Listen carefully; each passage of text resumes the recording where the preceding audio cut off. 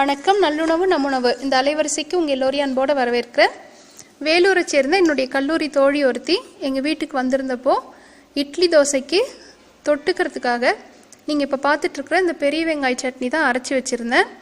இதோட நிறத்தை பார்த்துட்டு இது என்னடி கேரட் சட்னியா அப்படின்னு கேட்டால், அதுக்கப்புறம் அதை சாப்பிட்டு பார்த்துட்டு பெரிய வெங்காய சட்னி இந்த மாதிரி ஒரு அற்புதமான நிறத்தில் இவ்வளோ சுவையாக ரொம்ப நல்லா இருக்குடி அப்படின்னு சொல்லி விருப்பமாக சாப்பிட்டுட்டு இது எப்படி செய்கிறதுன்னு கேட்டுட்டு அவங்க வீட்லேயும் போய் இதை செய்ததாக சொன்னால், அப்படிப்பட்ட ஒரு அற்புதமான சட்னியை தான் இப்போ நம்ம இந்த காணொலியில் பார்க்க போகிறோம். அதுக்கு முன்னாடி என்னுடைய அலைவரிசைக்கு நீங்கள் புதியவராக இருந்தீங்கன்னா எனக்காக கொஞ்சம் கீழே உள்ள சப்ஸ்கிரைப் மற்றும் மணியை மறக்காமல் அழுத்திடுங்க. இப்போ இந்த சட்னிக்கு தேவையான பொருட்கள் என்னென்னு முதல்ல பார்ப்போம். நான் சொல்கிற இந்த அளவு மாறாமல் நீங்கள் இந்த சட்னியை அரைச்சி பார்த்தீங்கன்னா அடிக்கடி அதுக்கப்புறம் இந்த சட்னி தான் செய்வீங்க. இட்லி தோசை கூடலாம் அவ்வளோ அற்புதமாக இருக்கும். இந்த 4 பெரிய வெங்காயம் எடுத்துருக்கிறேன். 4 பெரிய வெங்காயமும் நடுத்தர அளவில் தான் பார்த்து எடுத்துக்கோங்க. ரொம்ப பெருசும் வேண்டாம், ரொம்ப சின்னதும் வேண்டாம். இந்த 4 பெரிய வெங்காயத்துக்கு ஒரே ஒரு தக்காளி பழம், நல்ல பழுத்த பழமாக இருக்கணும். 7 வரமிளகாய் அளவுக்கு எடுத்துருக்கிறேன். உங்களுக்கு காரம் கொஞ்சம் குறைவாக வேணும்னா ஒரு 5 மிளகாய் வரைக்கும் மட்டும் சேர்த்துக்கோங்க. இது கொஞ்சம் காரமாக இருந்தால் தான் இந்த சட்னி நல்லா தூக்கலாக இருக்கும். பூண்டு ஒரு 6 பல், உப்பு தேவையான அளவு, தாளிக்கிறதுக்கு கொஞ்சமாக கருவேப்பிலை, கடுகு, உளுத்தம்பருப்பு, அதுக்கப்புறம் இந்த தக்காளி வெங்காயம்லாம் வதக்கிறதுக்கும் தாளிக்கிறதுக்கும் தேவையான அளவுக்கு எண்ணெய். முதல்ல சட்டியில் ஒரு 2 தேக்கரண்டி அளவுக்கு எண்ணெய் சேர்த்துக்கலாம்.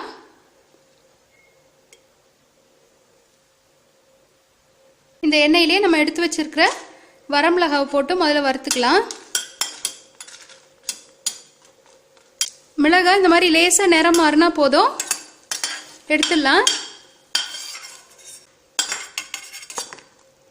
அடுத்ததான் இந்த எண்ணெயிலேயே நம்ம வச்சிருக்கிற வெங்காயத்தை இந்த மாதிரி நீட்டமாக அரிஞ்சு எடுத்துக்கிட்டேன்.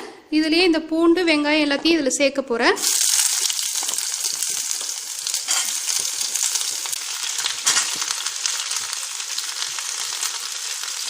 இந்த தக்காளி பழத்தையும் முழுசாக இந்த வெங்காயத்து கூடயே சேர்த்துடணும், அரிய வேண்டாம்.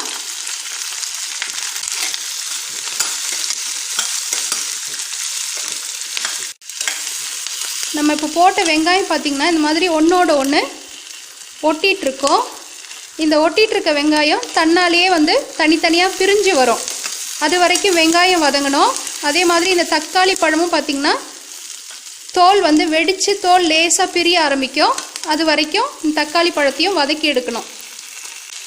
வெங்காயம் நான் சொன்ன மாதிரி உதிரி உதிரியாக தனியாக வந்துருச்சு. இந்த தக்காளி பழமும் பாருங்கள், இந்த தோல் இந்த மாதிரி உறிஞ்சி வந்திருக்கும். இது மாதிரி வந்துருச்சுன்னா போதும், அடுப்பு நிறுத்திட்டு இது எல்லாத்தையுமே இப்போ ஆற வச்சிடலாம். இந்த தக்காளி பார்த்திங்கன்னா முழுசாக நம்ம போடுறதுனால அந்த சூடு உள்ளே இருந்துகிட்டே இருக்கும், சீக்கிரம் ஆறாது. கரண்டி வச்சு நல்லா இந்த மாதிரி அமுத்தி விட்டோன்னா சீக்கிரம் ஆறும். என்னுடைய தோழி இந்த சட்னியில் உள்ள நிறம் ஏன் அப்படியே கேரட் மாதிரி ஒரு மாதிரி நல்லா இருக்கே அப்படின்னு கேட்பாங்க. தக்காளி நம்ம முழுசாக போடுறதுனால உள்ளே இருக்கிற நிறம் மாறாமல் நம்மளுக்கு அப்படியே கிடைக்கும். அதனால இந்த சட்னி ரொம்ப அற்புதமான ஒரு நிறத்தோட சுவையோடு இருக்குது. இப்போ இது கூட தேவையான அளவுக்கு உப்பு சேர்த்துக்கலாம். சட்னி அரைச்சாச்சு, இப்போ தாளிச்சுக்கலாம். ஒரு பாத்திரத்தில் 2 தேக்கரண்டி அளவுக்கு எண்ணெய் சேர்த்துருக்குறேன். எண்ணெய் காஞ்சதும் கொஞ்சமாக கடுகு, உளுத்தம்பருப்பு,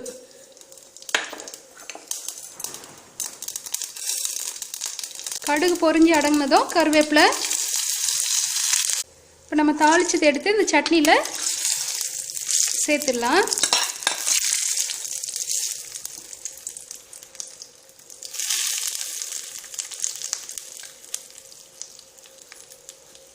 இந்த காணொளி உங்களுக்கு பிடிச்சிருந்தா கீழே உள்ள கருத்து பெட்டியில் உங்களுடைய மேலான கருத்துக்களை பதிவிடுங்க. மேலும் என்னுடைய அலைவரிசைக்கு நீங்கள் ஆதரவு தர விரும்புனீங்கன்னா கீழே உள்ள சப்ஸ்கிரைப் மற்றும் மணியை மறக்காமல் அழுத்திடுங்க. நன்றி.